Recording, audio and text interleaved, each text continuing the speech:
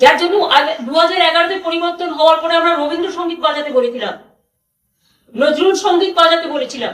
আরে তোর ভাইপো কি বলেছিল গোঘাটে দাঁড়িয়ে, 4 তারিখ আনে দিজিয়ে, বিজেপির কোন বাবা আছে, দিল্লির কোন বাবা আছে বাঁচাবে? ডিজে বাজবে, ডিজে বাজবে।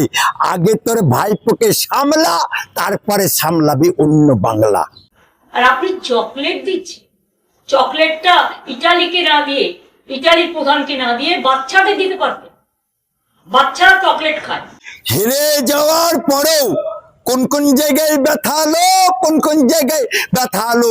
মমতা বাবু তোর জন্য বাম রেডি আছে আমাদের কাছে।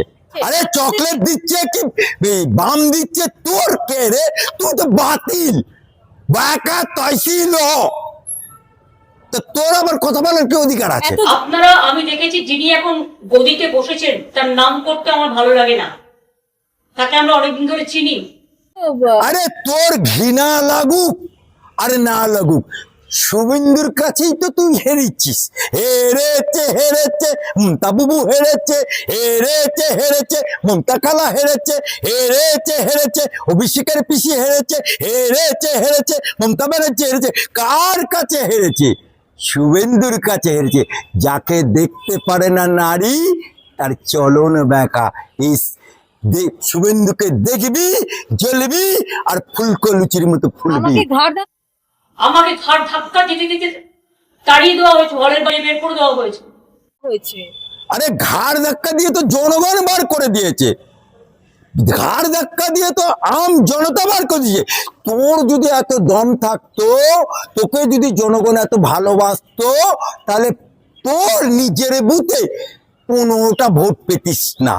তোর নিজের বুথে পর পর পর পর পর পর 20টা 25টা করে ভোট পেতিস না। তুই কতটা পেয়ারা ছিলি আর কতটা মানুষের চক্ষুশীল ছিলি, সেটা ভোটের রেজাল্ট প্রমাণ করে দিচ্ছে। ঠিক আছে, মুসলিমদের আপনারা পছন্দ করেন না জানি আমি।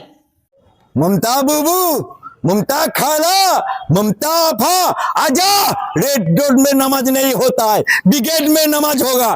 इतना तू दर्दी होता है मुसलमान का, इस बार आजा ब्रिगेड में। खुल्लम खुल्ला बड़ा मैदान है, वही खिलाफत कमेटी नमाज में आयोजन किया। अगर बाप का बेटी होगा तो आजा वो नमाज में। মেয়র জানে না, মিউনিসিপ্যালিটি চেয়ারম্যান জানে না, অফিসাররা ইনস্ট্রাকশন দিচ্ছে, তাকে তাকে ডিফেন্ড করার সুযোগ দিচ্ছেন না। যদি কেউ বেআইনি হয় তাকে জানানো উচিত যে আপনি হিয়ারিং এ আসুন, কোনটা ডিভিয়েশন হয়েছে আমাদের জানান। মমতা ব্যানার্জি, তোমার বাড়িটা যেটা আছে ওটাও বেআইনি। তোমার ভাইপো 28টা ফ্ল্যাটের মালিক শান্তিনিকেতন সহ, ওটাও বেআইনি। তোমার কাউন্সিলররা যে বাড়িগুলো করেছে ওটাও বেআইনি। তোমার ফিরাদ হাকিম যে বাড়ি করে আছে ওটাও বেআইনি।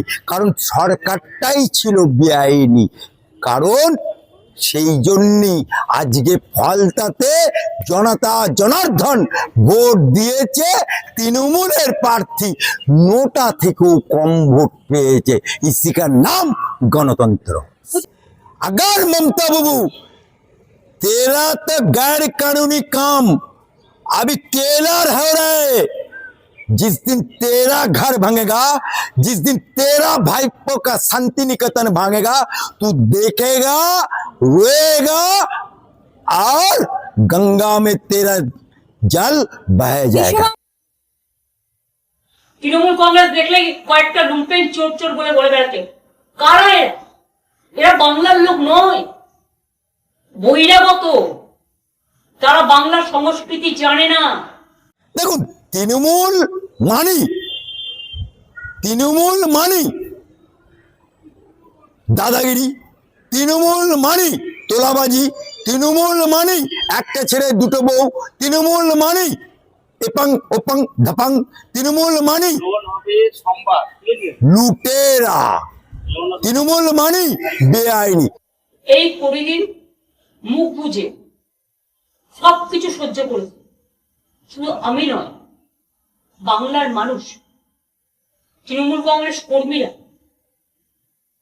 যারা রাষ্ট্রীয় সন্ত্রাসের বলি হয়েছে, 12 জন মানুষ মারা গেছেন, খুন হয়েছে, আত্মহত্যা করতে বাধ্য হয়েছেন, সবাইকে জোর করে পদত্যাগ পত্র লিখিয়ে নেওয়া হচ্ছে। 21 সালে জেতার পরে কত হাজার মানুষ বাংলায় বাড়ি ছাড়া হয়েছিল, এ রাজ্যে বসবাস পর্যন্ত করতে পারেনি, উড়িষ্যাতে চলে যেতে হয়েছিল। মনে নেই? চালু নিয়ে আবার ছুঁচের বিচার করছে। এত কাউন্টিং রিগিং কর, ইভিএম মেশিন রিগিং কর।